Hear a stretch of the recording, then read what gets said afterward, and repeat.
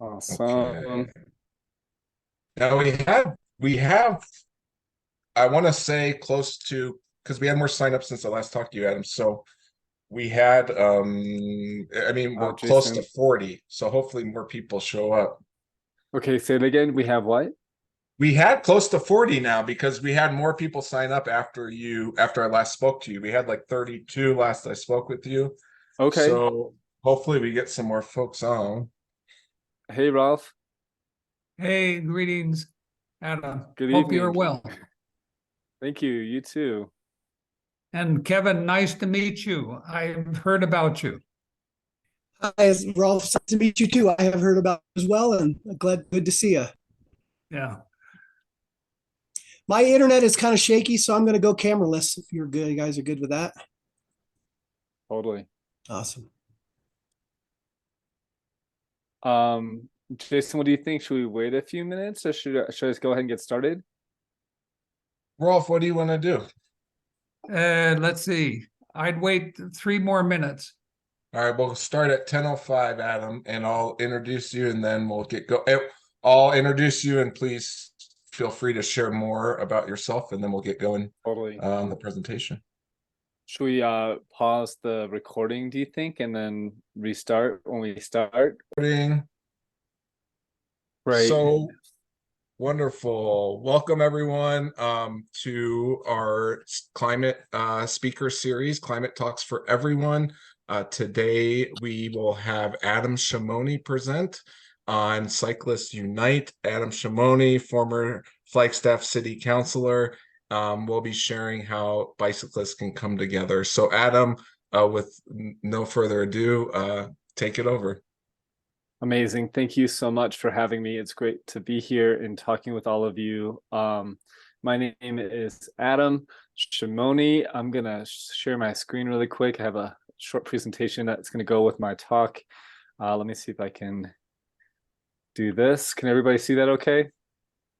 So, yes. Again, as Jason said, my name is Adam Shimoni. I wanted just to start off by just giving a little bit of background. I came to Flagstaff as a student after high school to attend university and rode my bike everywhere. Didn't own a car for the first 10 or so years of living here and only commuted by bike and loved it, right? Often not even wearing a helmet. You know, that's just kind of how I was as a younger person. And I think a lot of us were a little bit young and dumb and crazy, right? And so I rode everywhere. I studied education, and my first day of student teaching, I recognized that we need to get involved in policy, and I needed to get involved in policy to implement change, and that I might not spend a day in the classroom. I kind of laughed at myself after getting 2 degrees in education, thinking, okay, here's my retirement plan, because I need to get involved at the policy level, and that things were so backwards in terms of, you know, the way politics were. I had not grown up in a political family. We never talked about voting. We never talked about politics. We never talked about elected officials, nothing like that. So this was all very brand new to me. But being born in Israel and growing up in the States, I was very aware of culture and challenges across the globe and different dynamics. And also that humans are humans, regardless of where you are, and that we're all humans and we're all people and we all care about the same things, family, you know, economic opportunities, quality of life, sharing a meal, and just the basics of humanity. And so recognizing that there were major issues in our political scene, and then eventually waking up to the reality that the issues start at the local level, I began a group called Speak Up, bridging the gap between local people and local politics, where I attempted to connect my friends who were going to the bars, not totally disengaged from local politics, to the local political environment by streaming the council meetings on the back wall of the bars. So we would stream the meetings every Tuesday at the bars in hopes that people would tune in, and we'd also facilitate discussions and kind of educate and whatnot. And my vision was that, my goal was that people would care enough that they put their drinks down, close their tabs, and walk the 2 blocks over to City Hall from where we were, which happened on week 3 of our meetings. And so the vision came to reality pretty quick. And before you knew it, we were a force to be reckoned with in the city of Flagstaff, because we were showing up new people, new voices that never would engage in the political arena, and speaking up and advocating for a whole range of topics I'm not going to dive into. But eventually we came to realize that we needed to simply take over the local council, and we needed to be the leaders that represented us, because we felt like we weren't having proper representation at the local level. And so we were, a couple of my friends from the group were going to run, and I was going to help organize the, behind the scenes and the campaign and the momentum. But long story short, they didn't step forward. And one day I looked in the mirror and said, all right, Adam, next batter up, next one up. And so I said, let's go. I might not be the most qualified, I might not be ready, people might have been second guessing me, but I said, I got to try, and I got to do it for us, the younger people at this time, and the next generation, and our voices that weren't being reflected or represented at the local level. So what you have here is me pictured with my bike, and during one of my campaigns. And I think I am the first to have a bicycle sign built into my, political election. And so I came up with these little signs, these banners that go into your frame, as you see. And I also have the O of my last name as a bicycle wheel. And I just like having fun and being creative, and really live by my bike and being a cyclist. I should also mention I have a used bike shop, so I work on bikes all day, every day. And I just love what bikes do for people and for communities. So this is kind of how I got started. I ran in 2016 and I lost by 59 votes. But we were hosting regular critical mass rides weekly on campus and around town. As you see in this photo, I have my boombox strapped to the back of my bike, and we were having a great time. It wasn't even about winning. It was about getting people out to vote and creating a culture of engagement. So when I ran again in 2018, we crushed it. We slayed, right? And we totally won, and won in a big way. Jason, do you want to add something, or are you just joining with your camera? Okay, no worries. And so in 2018, I got the most votes, and we built a lot of momentum, and the most votes gained me the title of vice mayor, which definitely comes with added responsibility. And so, suddenly I would joke with my friends and be like, I'm on the inside. Now what? Like, we had been doing all this advocacy from the outside, but now I was on the inside, and that was such a shift. And so it took me a while to get the hang of what was going on and how to address policy and work through some of these bigger changes that we'll dive into in this conversation. But it was an experience, and at this point I'm done. I've been done since last December, so it's been almost a year, or coming up on a year. And I really feel good about what I've learned and what I've been able to achieve. And as Jill mentioned a minute ago, the excitement and the momentum around bike and pedestrian topics in Flagstaff. Flagstaff's always been a bike and pedestrian community, but I feel like the last few years it's really an elevated topic of interest. David, welcome. Good to see you. Good to see you. And David, just for folks who don't know him, he's a local, and David is running for council. So it's really exciting to have you on the stream, and appreciate you joining this conversation. So that's a little bit of my background and how I got into politics. And then here's where all the magic happens. City Hall, this boring brown building that most locals in whatever town you might not be so familiar with. Anton, have you been to your local City Hall? I have been to my local City Hall. You have. Bravo. Yeah. I'm impressed. I definitely wasn't until I became very involved, like I mentioned, but this is where the magic happens, right? And Anton, what is your takeaways from your council meetings, or whatever meetings it was that you've been attending? A lot of progress. I mean, we're like a youth body, so they listen to youth more. Yeah. I love it. That's great. That's great. Well, I'd say that's not the norm, right, Anton? I'm sure you and I both have plenty of friends who have no idea what a local city hall looks like, or what getting involved, or who speaking at a council meeting, any of that, right? It's kind of like a foreign scene, but I'm hoping it's a growing movement of waking up to our power at the local level, right? So we talk a lot about politics, each of us in our lives, in our groups, in our networks, but how much power do we have at the levels of conversations that we talk about? When we think about national politics, right? And how much control do we have? It's almost zero, right? So at the local level is actually where you have power. So for Flagstaff in our community, this is the building that we all need to get very familiar with and very comfortable in, and really taking ownership of. So this became my home for, the last 10 years, basically. This next photo, what feelings do you get when you see a photo like this? How does this make you feel? Feel free just to jump in to the conversation. Encouraged. Encouraged. Exciting, right? It's refreshing. Yeah, it's kind of refreshing, and yeah. Refreshing. Yeah, exactly. It's like you got a bunch of people riding in the streets. Like, do you feel safe if you ride a bike in this group? Thumbs up, thumbs down. Yeah, some head nods. Yeah, absolutely. I mean, you're still kind of in the road, right? So you're amongst cars and such, but you're like kind of buffered with a group of cyclists. So it kind of feels good and you feel safe.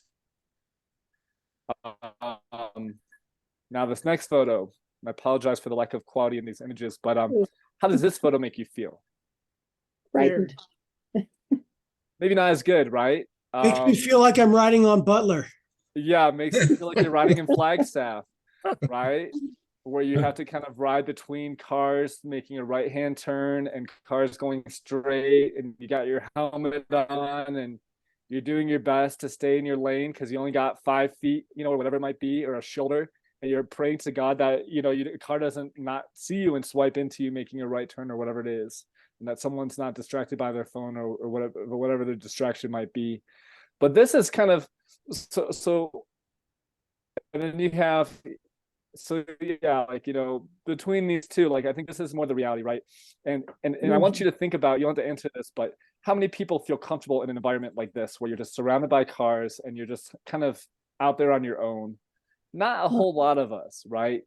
I think maybe some of us on this call might be, but not the majority. I often think, I use my mom as the example. I always say, like, would my mom feel comfortable? Because through these slides, I want you to think about your perspective versus the greater community's perspective, and challenge your own experience or perspective. So here's another example of someone riding on the road, kind of in the lane. There's cars parked to their right. Not really the best designed road for bikes and pedestrians, most likely. And so here's a nice graphic that talks about the different types of riders. And you have on the left 8 to 80, which represents 8-year-olds to 80-year-olds. And this is a concept that many towns are starting to speak to more and more and try to work towards. And it's a way to design that supports the 8-year-old and the 80-year-old. And it's basically saying that vulnerable user, as you look at the graphic below that category in that column, you have cars and you have a separation, and then you have, the bike lane. And so the bike lane is really separated, kind of like to Anton's point and what Seattle's doing, really creating that safe space, or at least a feeling of safety that 8-year-olds and 80-year-olds will feel comfortable with. The next category is interested but concerned. So these are just individuals who are interested in riding and maybe like able to ride well, and maybe not like necessarily a child or an elderly person, but someone who's interested, but yet also not feeling the safest. So the diagram below that shows a buffered bike lane which maybe doesn't have a full separation, but has like a little bit extra space, usually a couple feet of extra paint. Now, not necessarily the safest either, but yet a little bit more space, creating that additional comfort. And then you have enthused and confident. So this is kind of the majority of bike lanes in most towns, and in Flagstaff especially, are these separated lanes by a thin 3-inch stripe of paint, and you're adjacent to cars. So we're enthused and confident. And then you have the strong and fearless, who basically are riding amongst traffic, as we saw in one of those previous slides. And I want you to think about what category you're in. I'll tell you right now that in the conditions that Flagstaff and most towns have, it's really somewhere between enthused and confident and strong and fearless, because you kind of have to go between a bike lane and then you're out on your own amongst cars, right? And you're not taken care of. And so we're about 1% of the entire culture of riders, of potential riders. I think the strong and fearless is less than 1%. And, you know, obviously the graphic being someone on a road bike. And so kind of like representing that you're kind of acting like a car. And so when you build separated infrastructure for like the interested but concerned or the 8 to 80 category, that opens up roads and those corridors to 60% of the community. Okay, I'm going to repeat that. So when you don't have, you know, separated infrastructure, you're catering to maybe like 5% of potential riders, and that's 5% of the community at large. And this is kind of what I think national data tells us, from my understanding. But when you build separated holistic networks that are maintained, you potentially, you know, cater to 60% of the population, which basically, you know, think about that. What does that do? Imagine if 60%, so Flagstaff is about 70,000 people, more or less, probably closer to 80. But what would 60% of that population look like? Gosh, maybe about 40, 50,000 people. And what would that look like if that 40, 50,000 people started riding and walking more often? You know, right now we have a lot of congestion, right? And we're all feeling that. But what happens when 40, 50%, 60% of our population considers riding more often because it's comfortable and it's safe?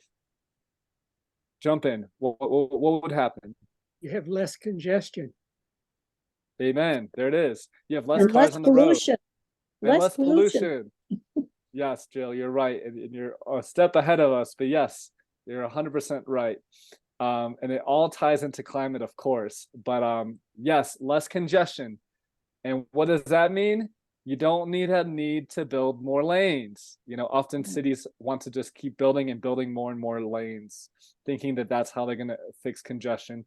But they know that those additional lanes typically last about 5 years before they then reach that new level of congestion, that same level that they were at before, but yet with an additional lane now. Every town has data. And I encourage Anton and others to look at your town's data for crashes. We don't call them accidents, we call them crashes. And this is just for bicycle crashes. There's also a pedestrian crash map like this, but this is for bikes. So for folks in Flagstaff, this will look familiar. I'll orient you. Can you see my cursor, by the way? Yes. You can? Okay, great. So right here, this is the train tracks. So that's 66 going through downtown.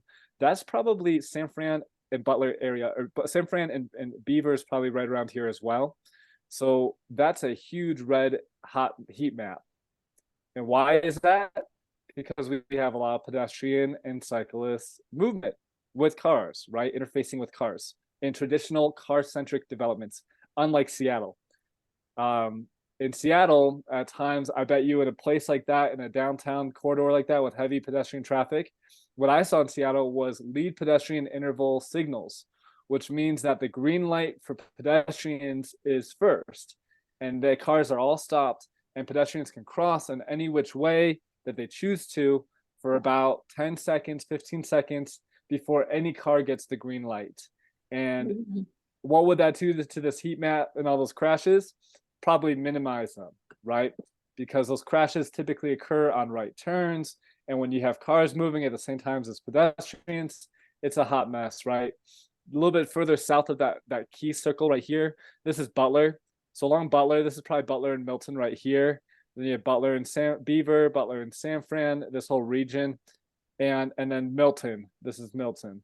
So what is this like heat map circling right here? Shout it out. The Northern Arizona University. And so the crash data shows us that most people getting hit are between the ages of 18 and 22, 24. What does that mean? It's our student population. It's the kids like me who are riding everywhere, who are choosing not to walk and not to drive, and are living a walking and biking lifestyle, right? And it's when they leave campus going back to their dorms or wherever it is they're going to, they're getting hit. Now who's the blame? Who's at fault? I believe it's about a 50-50 half the time is what the data shows. That half the time it's the driver's fault, half the time it's the individual's fault who's walking or biking. But all that says is humans are humans and we're gonna make mistakes, right? So then you gotta take another step back and say, how can we address this?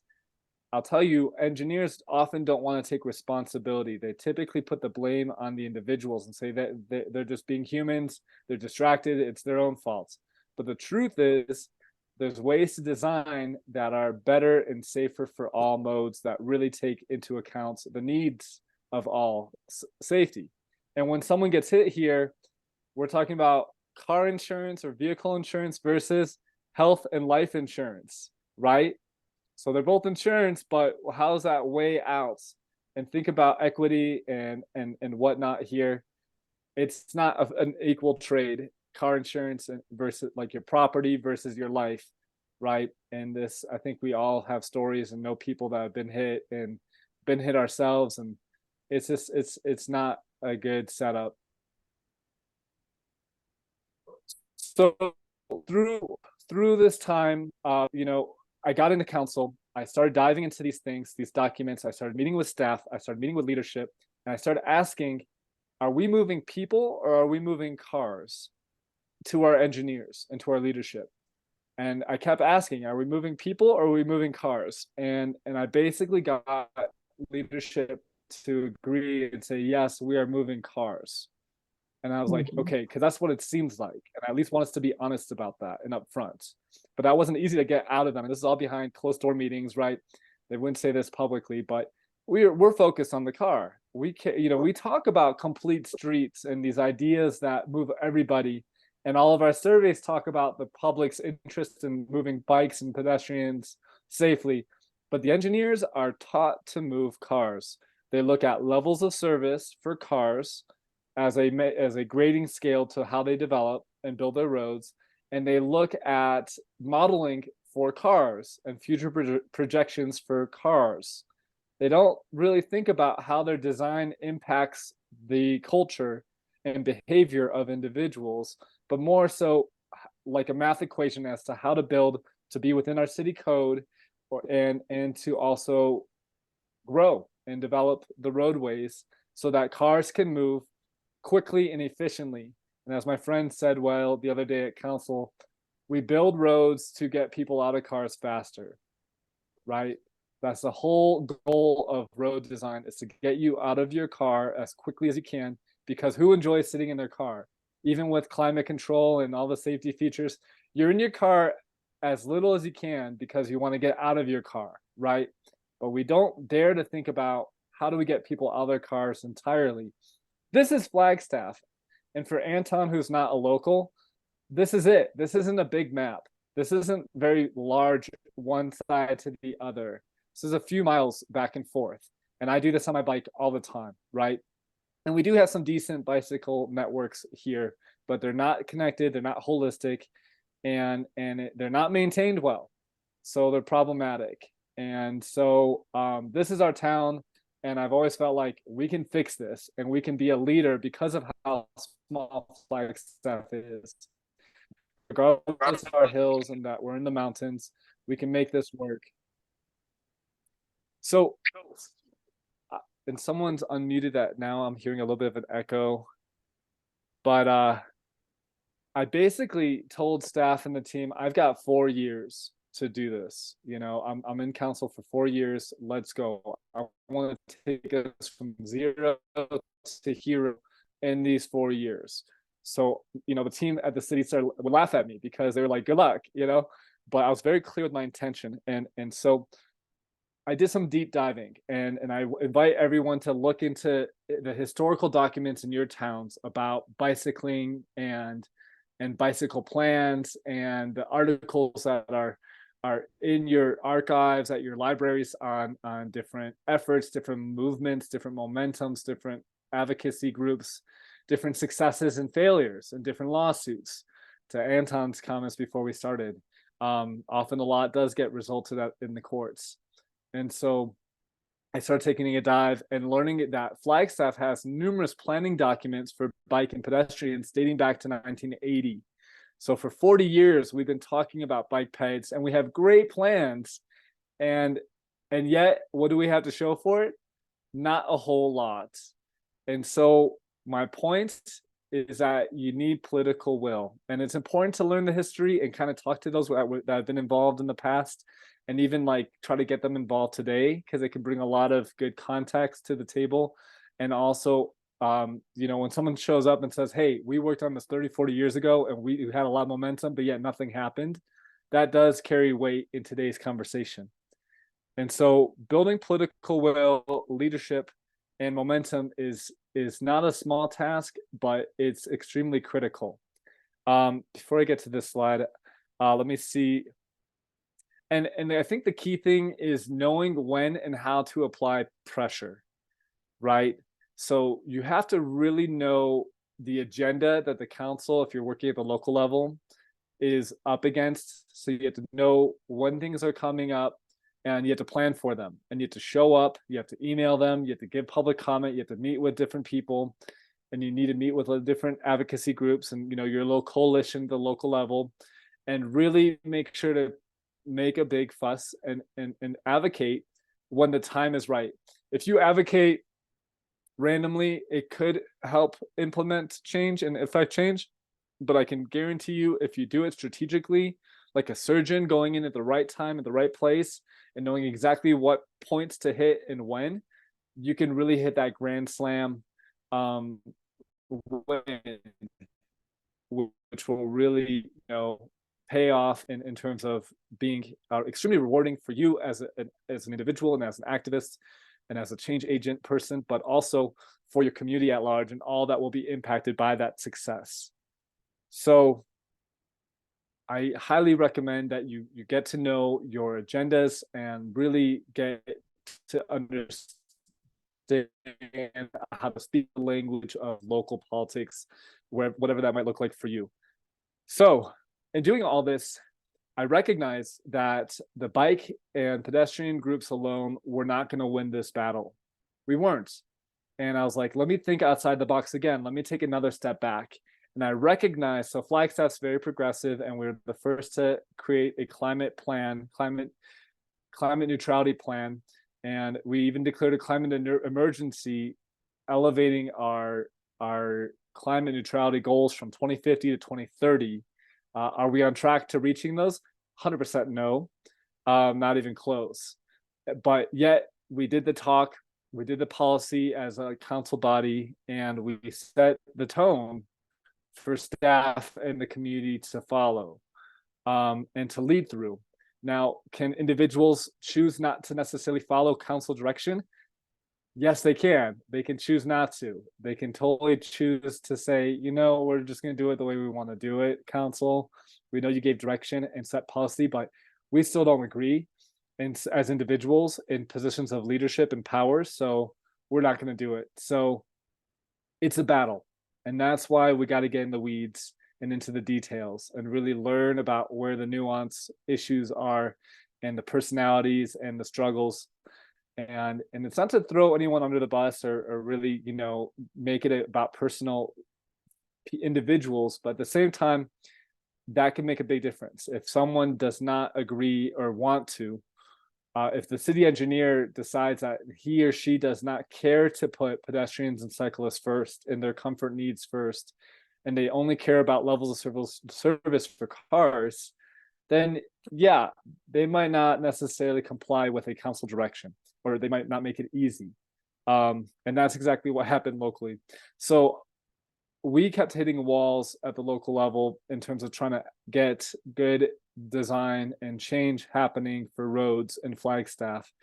And that's kind of when I realized that there's a direct connection to climate in the sustainability community, which was very strong and is very strong here in Flagstaff and in most places, especially most progressive places. So this is from our climate neutrality plan, this little graphic, and it really resonated with me because what's the biggest sector of this pie chart? Transportation, well, it's like, Transportation. Yes, right. That yellow sliver right there. Holy cow. So we're all talking about, recycling and compost and building codes and making things more efficient. But no one was talking about transportation and connecting the dots to our engineering and our road design. So I said, we need to really connect the dots. So I met with a sustainability team and our engineers, and I said, hey, we need to really connect these two, because often different groups work in silos of the city and in government in general. So engineers don't often talk to sustainability, for example. But I mean, that's all changing, and that's been changing as of the last 4 years. But I think more so every year that goes by. And I think it's part because we connected the dots, and we connected the climate neutrality plan in this transportation section to the city engineers and the code. So that's a big category. We can talk about climate neutrality plans and all these details, but until we have our roadways on track and on the right path to really seeing that shift, that transportation section shift, we're just continuing with the status quo. So here's kind of a nice graphic of congestion. This is not Flagstaff. I don't know where this is, but this is kind of like a typical congested city scene that you'll see in many places. And this is just kind of what America is so proud of, right? I don't know if we're proud of this, but this is what we've created. And you'll see this in Seattle. You'll see this everywhere, really. And congestion is problematic. And as David said earlier, when you build for all modes, you really help to address congestion. Building more lanes. Does anyone think that one more lane on each side of this highway is actually going to fix anything? No, right? And you got to think about the big picture. Like, cars leave this highway. Let's say this highway was 30 lanes, massive, level service A, where cars got through it really efficiently. But then what happens when they get through this efficiently and get to the next turnoff ramp? There's another bottleneck just down the road. And so holistically, we simply need to build for alternatives. And at the local level, on social media, there's a lot of discussion and debate about this topic. Oh, I drive, I'm not going to ride. Why are we building for bike lanes? We need to just build more roads. And I try to tell people it's a win-win. When you build for alternatives and bikes and pedestrians, not only are you supporting the climate, but even if someone doesn't care about the climate at all, which I know amongst us is kind of crazy to think about, but if someone really is a climate denier, you can still make the argument, hey, you can drive. You're welcome to drive. If you want to drive, that's fine. And if you want to get out of congestion, building alternatives is actually helping you, because you get people out of their cars, you maintain your sense of place, you maintain the culture of your community without destroying it with these massive roadways that we're seeing around America and around Flagstaff being built. And it's a win-win, and it's a lot cheaper. Building roads like this are very expensive. Building bike lanes and pedestrian lanes that are safe and considerate and comfortable are much, much cheaper. So that leads me to design. You got to get in the weeds. So whenever I try to impact something, whether it was the policing in Flagstaff or gosh, I mean, any given topic, quite frankly, the city operations, you have to put on your police chief hat. You have to become the city manager. You need to become the city engineer when you're talking about roads. You need to become the city's sustainability person if you want to really get into the weeds and work on sustainability stuff. So I became a city engineer, and I say that jokingly because I did not go to school at all for this, but I really dived in and learned about what it meant to design roads. And I feel very confident that when I see a design now, I can tell you exactly who's being prioritized, who is not being prioritized, what the values are, and where the city's priorities are, or the engineer's priorities are. And so let's look at this. This is a Butler, this is called a cross section.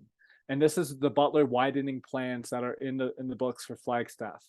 For one, the bike lane is in this map separated, right? You have it here on the margins. This was the first thing I worked on when I was first elected.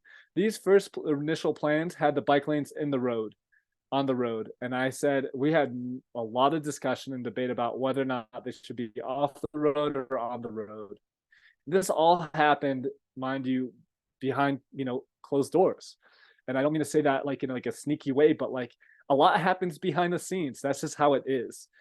I think that's just the reality. And that's kind of what I learned as an elected official is that, you got to get in the weeds. You got to like really talk to staff and you got to learn.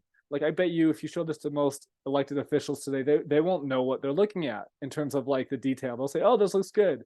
But I can tell you right now, that 12-foot lane right here is too wide, and this used to be 12 feet. And this actually used to be, I think, 13 feet. I mean, this is actually not bad, and that's because I put my mark on it a bit.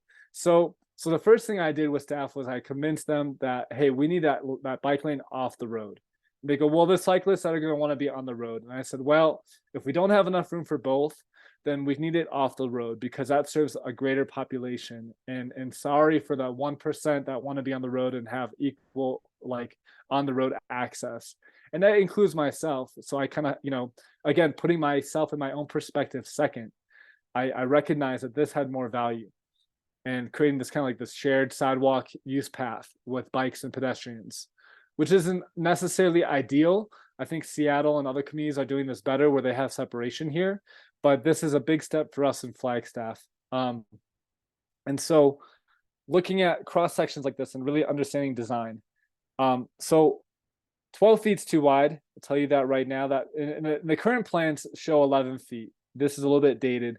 So that's good. They've changed that. Staff has addressed that. So these two lanes are 11 feet on both sides, which is good. And then we have this monster median. Do we need 16 or 15 feet for a median? The answer is no. But that is a battle that I'm still working on and haven't won yet on this plan. But this is a major median. And why is that problematic? It's two parts. One is the crossing distance. So 66 feet curb to curb, or what might be 64 feet now. That's a decent distance for a pedestrian to cross if you're going from one side to the other. Now imagine if this was 11 feet or even 10 feet or even 9 feet, which would be the minimum. That would reduce it by, let's say, 6 more feet and then plus the other 2. So that's like 58 feet. Now we got down the curb to curb to 58 feet. That's significant for someone in a wheelchair or an elderly or an individual that's, younger. That makes a difference. And that would be putting the pedestrians' comfort needs first.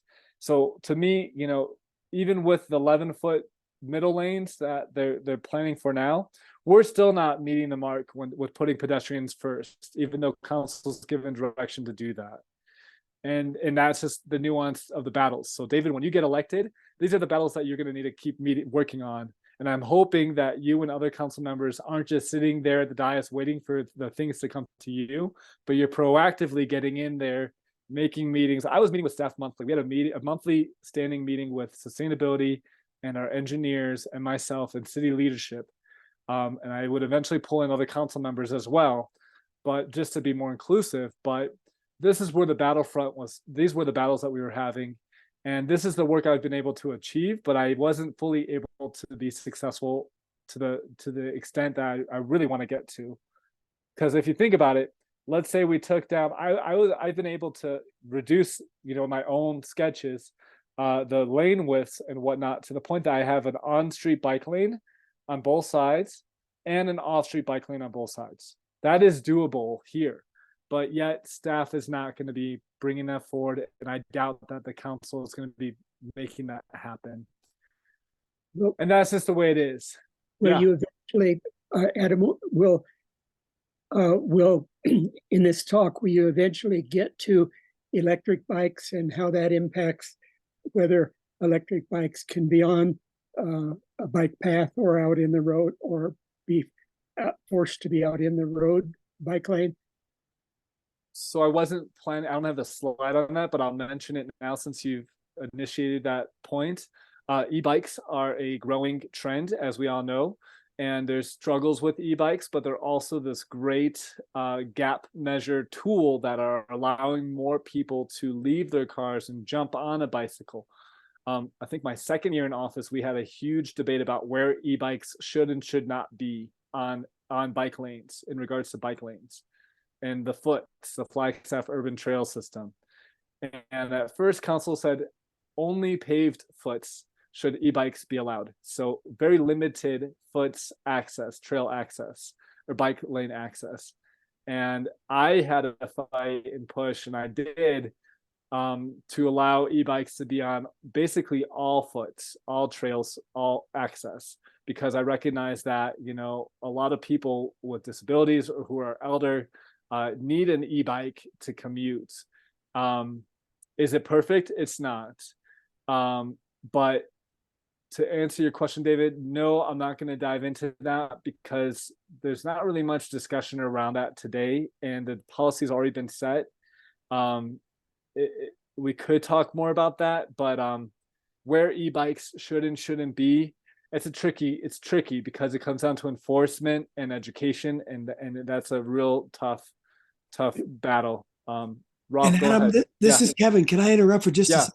Yeah, when we think about e-bikes, I also want to say it's e-vehicles, right? We have one wheels now, we have scooters, we have skateboards, right? So it's not just bikes anymore. So I think and imagine a one wheel on the main road of a Butler Street, you are putting someone in some significant danger. So it's really more about, in my opinion, the safety of all vehicles or bicycles or electrified bicycles or vehicles on those roads at the same time. And how do we get them to be as safe as possible? So thank you, Kevin. Ralph, go ahead. Yeah, it's interesting to hear this. I think of one key word, inducing. And what I used to be a little anti-electric bike and anti-electric scooter, but they induced people to start using the bicycle. Exactly. And we want people to start thinking about bicycling. So that's a great plus. But then there's another point, and I learned this just from what you're saying. Highways induce traffic. It's not the other way around, that traffic induces highways. Everybody thinks that, oh, we got so much traffic, we got to build another highway, but it's really the other way around. We build a highway and we induce the traffic. But, okay, that's the negative one. But a bicycle path or lane induces bicycling. And that is a huge argument to use everywhere. You know, we want to induce bicycling, not cars or traffic. Exactly. And to that point, you know, Vancouver is a real leader, not far from you, Anton, in Seattle. Go check it out. Vancouver has amazing bicycle and pedestrian infrastructure that's separated not only from vehicles, but from each other. Bikes have a path, pedestrians have a path, and they're all separated. It's amazing. But guess what, David, to your point, they're having issues because there's too many people on bikes. And to your point, Ralph, the induced demand works both ways. You build for cars, you get cars. You build for bike and ped, you get bike and ped. But with each of those comes issues, and they're different and they're unique, and it's a great struggle to have. And it's just a matter of which struggle do we want? Do we want struggles with more cars? Do we want struggles with bikes and pedestrians and e-bikes and different mobility types, scooters, single wheels, as Kevin mentioned? All these things are happening. It's great. It's a great revolution to witness. Rolf, like yourself, I too had a negative reaction initially to a lot of these different mobility types, but I've learned to see them as an amazing tool to reach our climate goals and also to get people out of their vehicles and more on you know, walking and biking and whatnot. David, did you have a follow-up or anything else you'd like to add before I kind of move away from that topic? Just to give a plug for a local Flagstaff company, Planet Rider, David Calley. He's developing an electric bike that will knock your socks off as soon as he gets it into production right here in Flagstaff. Heck yeah, I love it. I'm stoked. Yeah. So, I hope we get to the point where we need to really have issues about bikes, different types of cyclists and different types of moving people on single wheel scooters, to the point that we need to build more lanes and more infrastructure. I think that's a great problem to have, and for us to be focusing on that. So this is a design, and this is the cross section, and this is the only cross section I'm showing you all in this presentation. 12 feet, just so you know, is the width that NACTO, which is a national agency that gives us guidance on road design, that I think most every city utilizes. 12 feet is the width of a highway road. Okay, so like for us in Arizona, I-17 is 12 feet. So why the heck are we building 12 feet lanes in Flagstaff while trying to get people to drive slower? It makes no sense. So I challenge and encourage you all to dive into your city's design details, to the details of this, and really get to understand what you're looking at. So for example, the 5-foot parkway right here with the trees, you know what that's for? That's for snow. That's so they could push snow somewhere. Usually it's a bike lane, and now they're at least acknowledging, okay, let's put it on a parkway where there's not a pedestrian or a cyclist. And so and then they have this 2-foot gutter. So this outer lane is really 13 feet. This inner lane is 12 feet. And then there's a 16-foot median with a little bit of extra space as well. So again, this is still overbuilding for the car. The city now is building more 11-foot lanes than 12-foot lanes, which I'm very pleased about. That's a big step forward for the city. But even so, we could be doing 10.5 feet. We could even go thinner. But what do you hear? People complaining that they feel congested. They feel too claustrophobic in their car. They don't feel comfortable in their cars and their vehicles. And then it's just a matter of priorities. Who is going to get prioritized?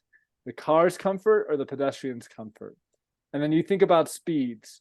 If you're feeling congested, whether it's because of the median and the trees and whatnot, or because of the lane width not being big enough, what does that force you to do? Slow down and focus. Put your phone down, right? And so is that such a bad thing? Like, people hate that there's a bike lane on the Butler Street, the bike pilot that we have in town. We put a bike pilot in where we took the bike lane and we widened it a bit. We put a curb in and those little flaps like you have in Seattle, Anton, with a little curb. And people hate it because they feel congested in their cars and they feel like they can't drive safely, or they're just too congested. But yet the city hasn't lessened the speed, even though the last 2 councils have told the staff to lessen the speed on Butler from 35 to 30, or even look at 25. The staff is reluctant to do it. They don't want to. I don't know why, but they don't. Okay, rant over, but I'm going to keep ranting. So here is Lone Tree and Butler. This is another project in Flag for a bridge that's coming in, and this is northbound for locals. This is the bridge that they want to build, and they're going to build. That's $120 million, this project. But a big arguing point was this intersection at Butler and Lone Tree right here.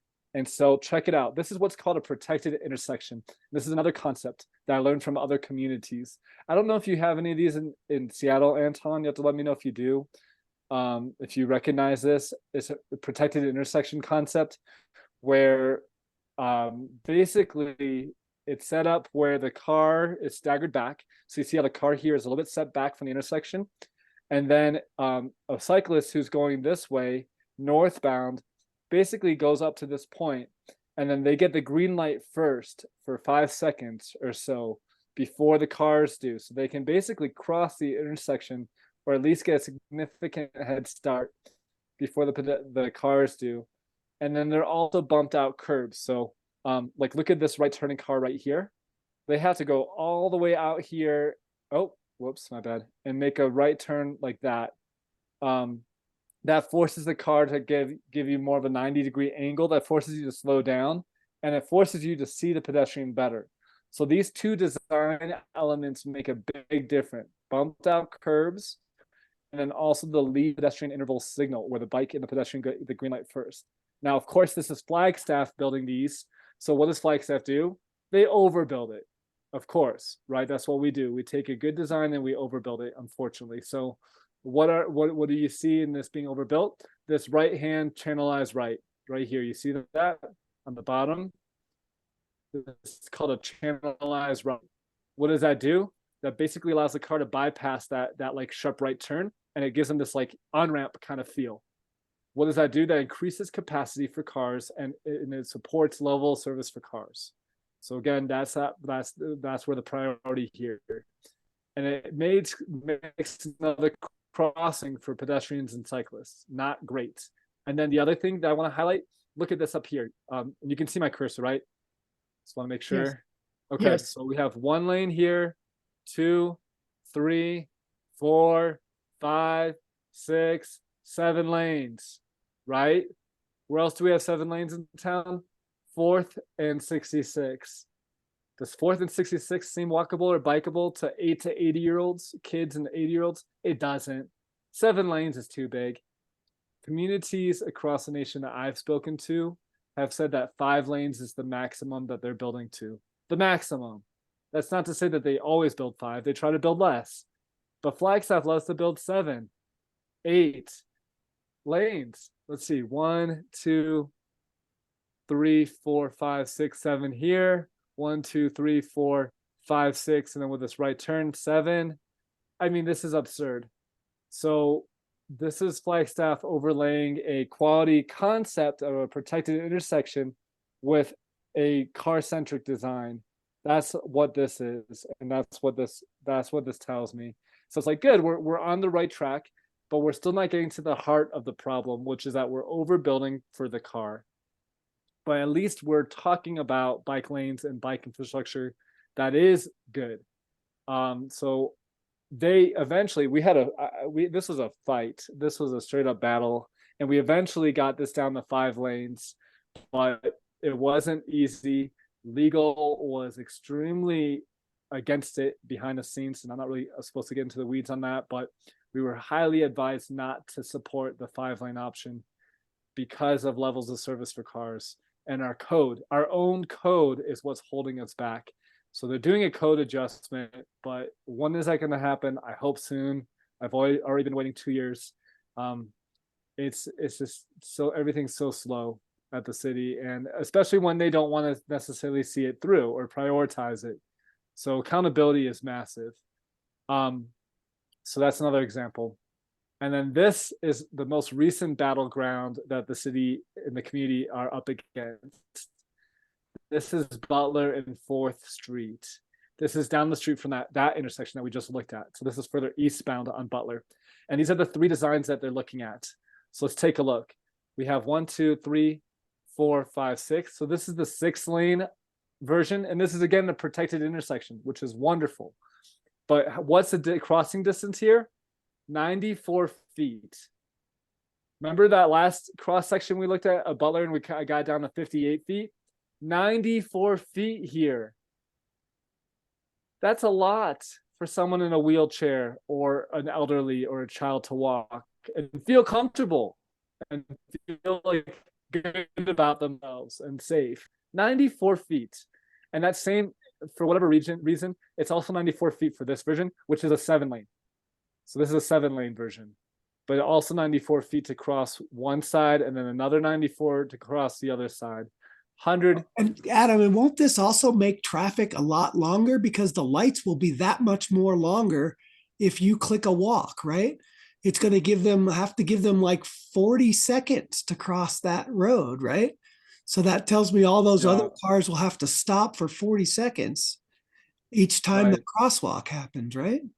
I think that's a good point. But at the same time, I think they're still moving vehicles. The light is green for the cars, so that even if it's 30, 40 seconds, I think for whatever reasons in the modeling, it still works to be adequate for cars. And that's how I think they like make it make sense. So yeah, 94 feet for both of those options. And then the third option, and this is what the city of Flagstaff is really moving towards, is roundabouts. Because roundabouts moves cars efficiently, and they also reduce collisions. Like here, if someone's turning left and someone's turning right, you have all these conflict points of cars, all these different points of conflict. In a roundabout, you really reduce the conflict points, which is great for vision zero values, which is what I help to push at the city. But they're using it almost against my own points because they're saying that this is the solution, but yet they're overbuilding it again.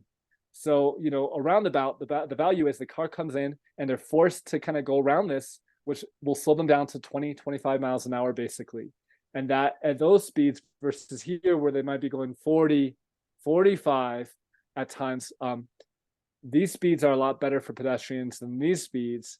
But check this out, on each leg of the intersection, each side is called a leg. You have these right turn channelized rights again.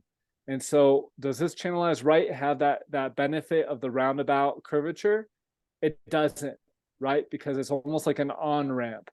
And when this car gets to this point right here and they're looking to the left to see if any cars are coming, do you think they're looking for a child cross in the crosswalk? They're not. They're seeing if there's cars coming. It's already confusing in a roundabout as it is. And they're like, okay, I got the green light, I'm going, even though there's no lights, right? Cars are continuously moving here. So how far is this crossing distance? 120 feet. 120 feet. But yet staff are arguing that this is safer because there's less conflict points, it's reduced speed, it's more in line with vision zero. And a pedestrian, they'll say it has to cross 2 lanes here, then they stop, then they cross 2 more lanes, then they stop, and then they cross 1 lane, and then they stop, and then they walk however long this is to then cross these 2 lanes. And that's somehow better than crossing 7 lanes at once. And so on the one hand, I agree with that logic. On the other hand, there's no good design on the table here, in my opinion, right? We need to go back to the board. And so, because this is just like, any child, any individual, this does not seem like a headache. Even though you're doing 2 lanes at a time, it's still like, it's just too much. Yeah, and that roundabout is by 3 schools, right? By 2 middle school, a middle school, an elementary school, and then NPA, a charter school. They're all 3. Oh, yes. And currently there's not much development here, although there's a lot being built as we speak. But Canyon del Rio is coming in right down here in the southwest corner. And I think that's like 180-acre development. It's massive. I think it's the size of a country club. So we're going to have a lot of pedestrian movement. And today, into Kevin's point, there's schools in the area. The Aquaplex is a little bit north of here. This is going to be a very pedestrian focused area. And so we need to make sure that this is done right.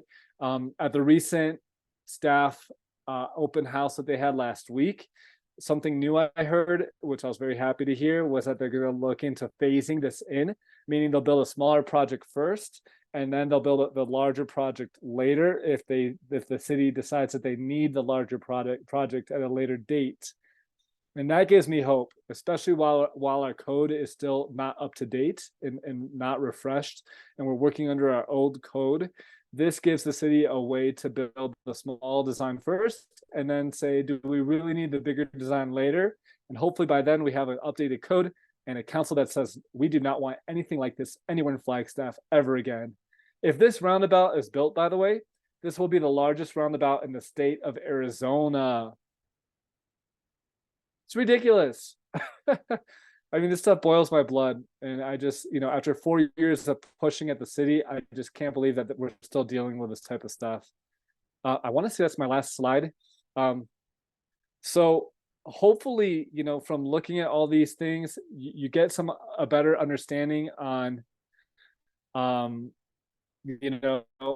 designs and infrastructure and how to look at those details.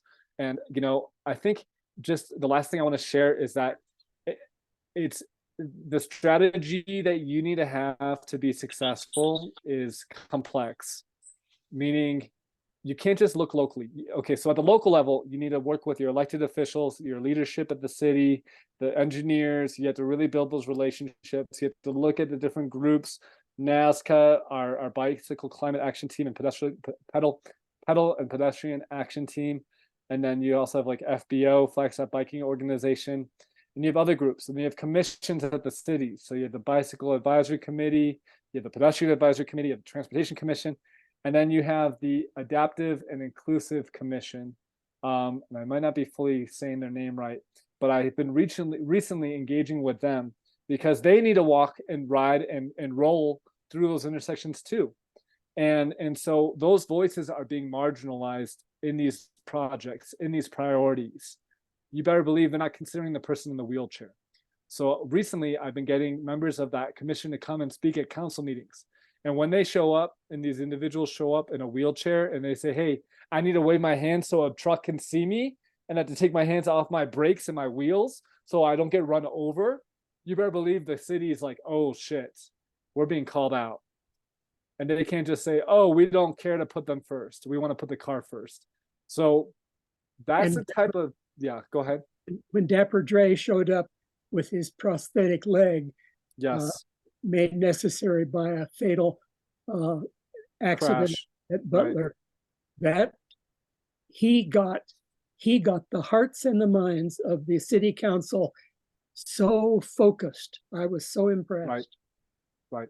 So showing up and speaking up, you know, I often I've been working on a lot of people for a lot of years, engaging them and saying, hey, you need to show up and speak. You know, can I help you? I'll come with you. I'll work with you. I'll stand with you. I'll help you with your speech, whatever it is. But you need to like encourage others to speak up, because if I go in the speak, they're like, oh, here comes Adam again, right? They're tired of me. So that you really need to bring the people that have been impacted, that are on the front lines of this, to the table and let them know your voice matters. You have something to share, and you will be successful. And all these people have bought in and they see the value and they're like, Adam, I'm in it and we're going to do this. And so we're doing it. So you have to work locally with local members and commissions and leaders and electeds, but then you also have to look broader. Look at the national level. Look at other cities that are leaders. Portland, Eugene, Seattle, Bellingham, Vancouver, Ottawa, Canada. I think Minneapolis is one of the leaders as well, but I haven't reached out to them. But I've set up meetings with staff, our staff at the city, with Boulder, Portland, Eugene, all these towns, to try to tell our leadership, hey, we're not the first to do this. You don't have to be freaked out about these changes. I know change is difficult, but look, they've been doing it for 30 years and this is where we want to go, you know? So you have to really connect the dots in like a very complex way, both locally in different ways and then at a broader level. And I think because I've done that so much over these last 4 or 5 years, I think that's why I credit my success, is that I've shown staff that like, hey, you don't have to be afraid, you know, while also holding them accountable and saying, we need this and that this isn't good enough. And I've done the homework, you know, and I've looked into the details and I've learned, okay, that 12-foot lane is problematic because your own guiding documents show that 12 feet does it belong on a highway, and this is not a highway, you know. Now the other battlefront with that cross section on Butler is that the design speed is 35. What does that mean? Cars are going 40, 45. At those speeds, 90% chance of fatality when a crash occurs. And again, we call it a crash, not an accident, because we don't believe in accidents on our roadways. They're crashes, because accidents kind of make it seem like, oh, whoops, this somehow happened. A crash is no, we designed for this crash to happen, and these are the consequences of those bad designs. And so a crash at that design speed is likely a fatality, if not a lost limb, as our friend Dre has experienced. And so that's another battlefront, is lessening that speed, right? Down to 30, maybe even 25. So at least we give people a fighting chance to live if they do get hit. We're over time. Let me see if there's anything else I want to say, but I think I'll just end by saying size does matter when it comes to intersections in these projects. Bring together different groups of people to come speak to these things, create that buy-in, like I mentioned. And you have to think outside the box, and you have to really kind of, you know, become the city engineer with these topics. You have to become the expert and really know what you're talking about. So with that, I'll conclude my little rant. If anyone has any questions or comments, I'd love to hear your thoughts. Anton, was this helpful? What did you think?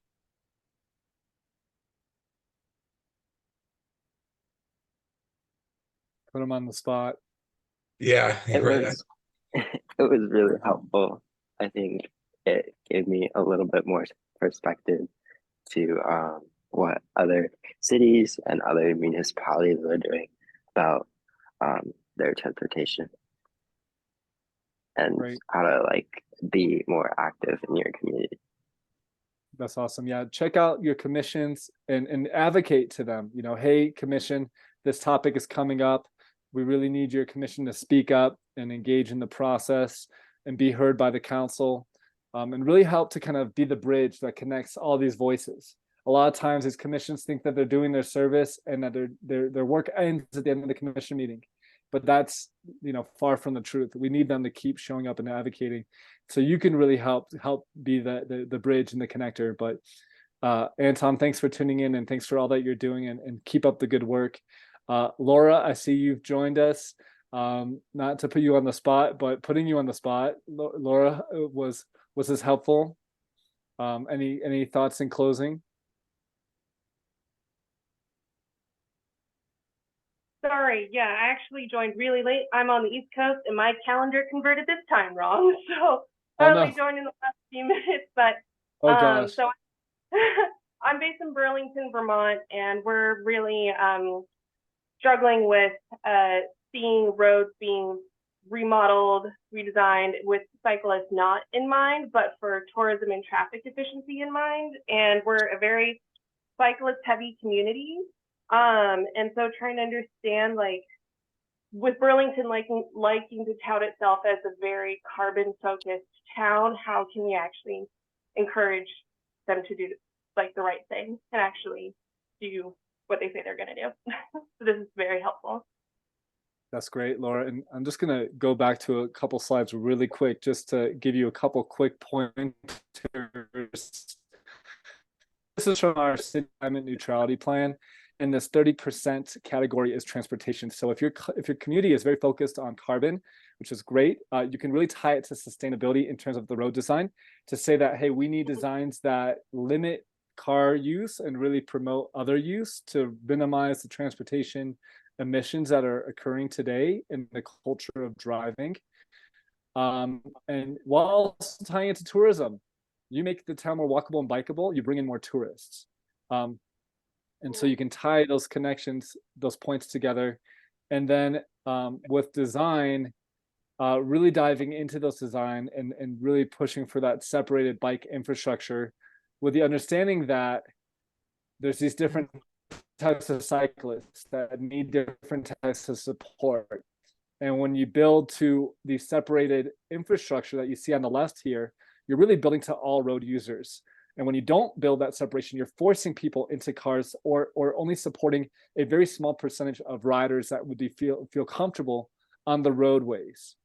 But yeah, keep up that good work and best of luck with that battlefront.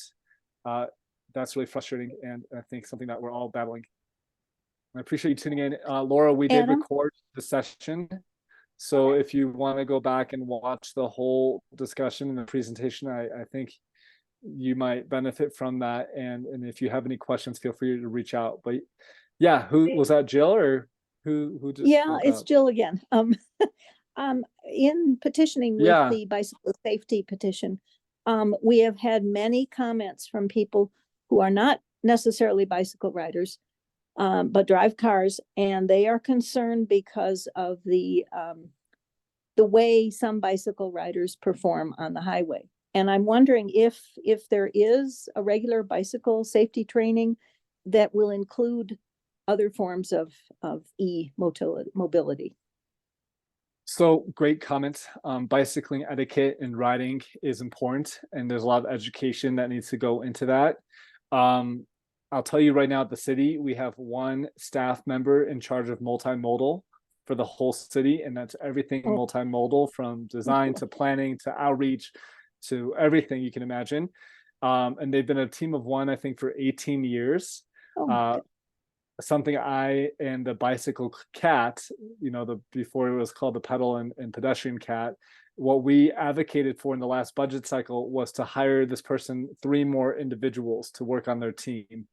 and we got that funding. So the city is hiring, I think, 2 or 3 others right now to work with him, to support him, so that there can be more outreach, more education, more communication about best practices.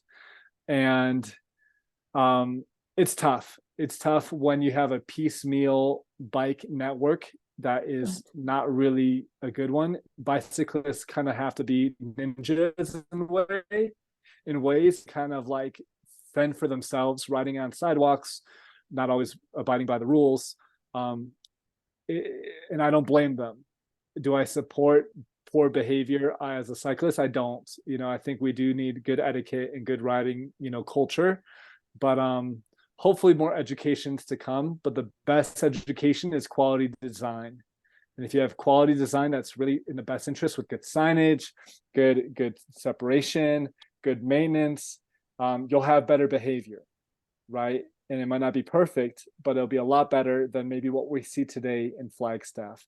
So I feel for those who complain about bad riders, but I think I feel more so for just the riders in general, because we're out there risking our lives every day. And when, like we mentioned earlier, when a crash does occur, it's car insurance versus health insurance. Yeah. We're so much more negatively impacted. But I do hear that argument quite a bit on social media. And yeah, you have bad behavior by like just when I spoke about like the crash data, it's 50-50 as to who's to blame, whether it's the pedestrian or the cyclist or the car. And so you just have people are being people, and they're going to be distracted. They're going to cut corners. They're going to, do what they're going to do, whether they're in a car, on a bike, or by foot. And so we just need the best designs that we can to support all. Hey, Adam, can I talk just a second on that 50-50?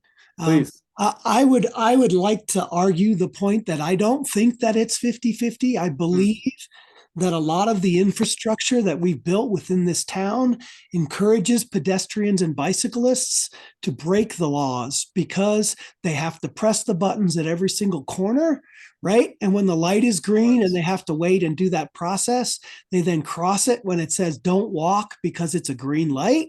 And then they're at fault for those processes. There are a lot of rules that are built specifically for vehicles and for vehicles only, that make it harder for pedestrians and bicyclists to follow those rules. And Jill, what I'll also say, my personal opinion is on that regard, is what we need to do is build the infrastructure to allow bicyclists, motorized, one wheels, and pedestrians, the structure to be safe. And then I honestly believe the next step in there is policing that area. I believe that if we live in a good world in that area where we've given them the right to do it, when we see those e-bikes going 30, they should be ticketed. When we see those bicyclists going the wrong way down a road, they should be ticketed. I think that it's important for them to follow the same rules that are built like we do vehicles. And so if we can build an infrastructure that allows them to be safe and they are not being safe, then we have the ability to police that area. So that's my personal opinion. Yeah, and Kevin, I think along with that goes the education to tell them what the rules are. Exactly. What the laws are. So it's a combination of everything. Yeah. Yeah, but I think, Kevin, thank you for that. And that, one of my big takeaways is design from what you said. Again, comes down to design and quality design. So really getting into those details. David, go ahead. Yeah, just a case in point, the most recent crash on Lake Mary Road, there was a group of cyclists that were on a community ride. They were riding within the bike lane on the shoulder on Lake Mary Road. It's probably 6 feet wide, but an RV came along too close to that painted line, and I think whether we're trying to sort out whether it's 50-50 or 60-40 in terms of responsibility, I think if the cyclists were riding side by side, because that's a comfortable way to chat as you're riding and enjoying your ride, but if they persisted in riding side by side, that puts the bicycle handlebar right up to the painted white line. And if the RV driver was antagonistic toward bicycles, and the RV driver got the 8-foot wide RV right up to the white lane, that's a crash that's begging to happen. So my point would be, in terms of courtesy, that the cyclists should go into single file when they see a wide vehicle coming up behind them. But I'd like a reaction from cyclists who are trying to out enjoy their ride and ride side by side. I think that's interesting, David, and I don't think, as a cyclist myself, am I often looking back to see who's approaching. So it's kind of hard. It's almost like if you're the one behind coming forward, it's on you to make sure that you're passing in a safe manner. And with the RV's example, they had adequate space to kind of maneuver around and chose to kind of go real close and eventually clip the riders, which is just horrendous. But as a rider on a bike, it'd be very difficult to be constantly looking back over your shoulder to see, oh, here comes an RV. Well, you need a rear view mirror. Yes, which I think maybe 1 out of 100 bikes has currently. I have an e-bike, and I commute several days a week to my bus driving job, and I depend. I totally depend as I ride Townsend Winona. It's about a 5-foot wide bike lane with a white painted stripe, and whenever there's a vehicle approaching from the rear, I try to get over as far as I can, toward the gravel shoulder, right on the very edge of the pavement. If I didn't have a mirror, I would be putting myself at more risk. And what does that say about our infrastructure? Again, it comes down to, that a rider is so at risk that they have to be aware of oncoming traffic from behind them. Correct. So that they don't get clipped. I mean, it's ridiculous, right? Yeah, David, it's true. I live on my rearview mirror too because of that same fact. And I think half a dozen times I've saved myself from some incident where I could see the car or the car and trailer coming up at me, right? And I'll jump off the car, jump off the data. I was there from that road by Fry's last night, and I had to pull off on the side of the road. I almost fell on the curb because it's under construction, so there's no bike lane anymore, but people don't want to let you go.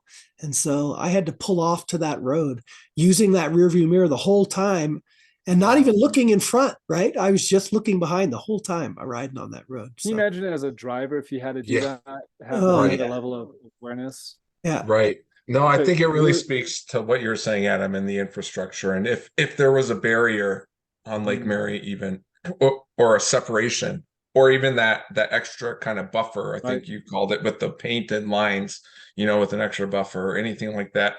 Because I think it's very unfair to assume that a bicyclist, to put that on the bicyclist, especially if we want to build greener infrastructure for and promote multimodal kind of green forms of transportation. I mean, what percent of bicyclists are willing to look for every car behind them and feel comfortable commuting every day, so exactly. I want to show you all 2 more quick graphics I forgot to include in my presentation, and then I'll wrap up because I know we're over time.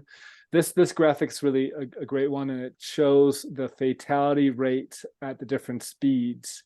So 20 miles an hour, 5% fatality, 30 bumps up to almost 50% fatality rate. At 40, which is most streets in Flagstaff, we're talking 85, 90% fatality. So speed really matters, and design speed is extremely critical, along with all the other nuanced details of design details that we've discussed.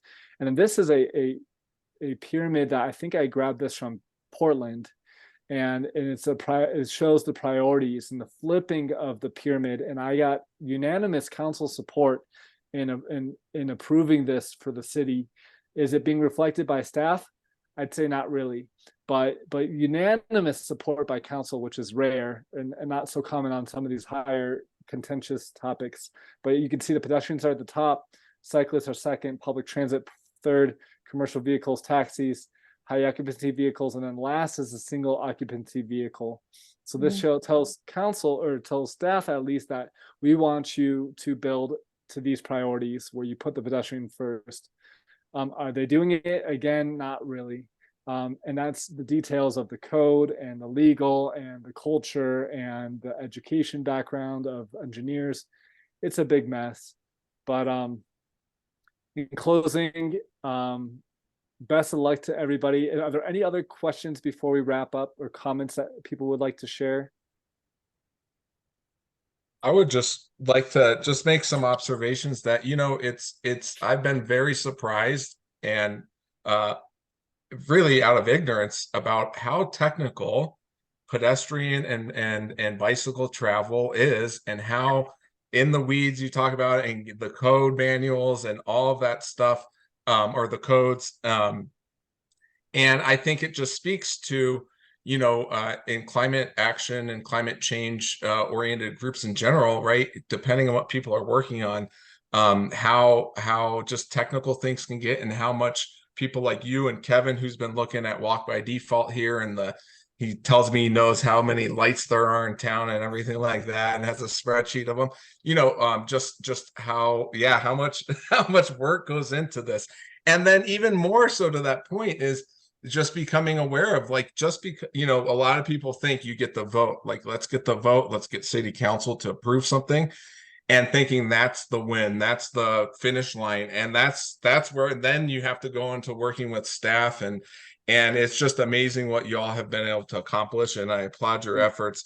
And in closing, I guess one question would be, maybe for folks, especially Laura in Burlington and Anton in Seattle, and maybe they know about some of these resources, but then how do you provide the actual bicycles for folks, especially maybe low-income communities, so that they can engage once you have the infrastructure? And I know in Flagstaff we have, I think there's an e-bike, there might be an e-bike rebate thing coming online or something to that effect. And I know there's nonprofits and communities that build bikes for folks, and so also then that next hurdle, right? So to help provide access to everyone. And so just some observations, if anyone wants to weigh in on what opportunities are out there for that as well, it'd be wonderful. That's great, Jason. Thank you for that. And I fully agree. Yeah, there's a lot to dive into, and I encourage everyone to dive in. And Kevin's done a great job diving into the Walk by Default topic. And for people that don't know, the Walk by Default is an effort that Kevin started with our local team to basically address our signals, our lights, that, how you have to beg to cross, you have to push that beg button, so we're trying to change it so that it's walk by default. It might, maybe not every light that we want, but the ones that make most sense. Because like right now, Kevin's learning with me as we meet with staff and discuss the nuance and the details. And Kevin, at our last meeting with staff from the city, like, there was tension, and I don't know if you felt it. Yeah. There was tension, and especially, like, I made it really clear to the staff member, this is our city traffic planner. I made it really clear to him that, like, hey, there's going to be a negative impact to the level of service for cars, and I want to be clear and say that I'm okay with that. And I feel like that was extra triggering, because how dare we negatively impact the driver? How dare we? Correct. Well, the biggest concern to me was, here's a light where I was like, look, you can code this walk by default that says when there's enough traffic to make the light long enough that you can allow a pedestrian walk to walk in there, you don't negatively impact traffic if you turn it on. But they still are wanting to research it. They don't want to turn that on without more research. But the idea, it's just kind of a hard uphill battle. But, it's all good. We're going to get there. I think we are. We are. Adam, I just want to reiterate your encouragement to people to go to council meetings and make statements supporting anything that's going to help the climate, and certainly bicycling is.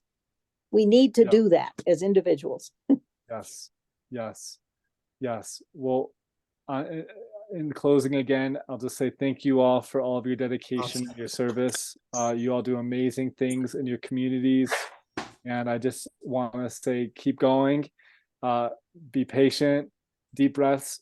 Remember to do the self-care things that you need to do to take care of yourselves. Burnout is real, and it's important that you take care of yourself first and stay grounded through these adrenaline heavy experiences that we're all part of in trying to implement change, which are these uphill battles, like Kevin said, but we're taking those uphill steps. So do it united, do it together, do it compassionately, and bring everyone along with you. Thank you for tuning in. Thank you for joining this session, and appreciate everyone, and feel free to reach out if anyone has any questions. You can get a hold of me through anyone at NASCA if you need to get a hold of me, but appreciate you all, and thanks for having me, and have a great rest of your days. Thank you, Adam. Okay, thank you. Jason, have a good day.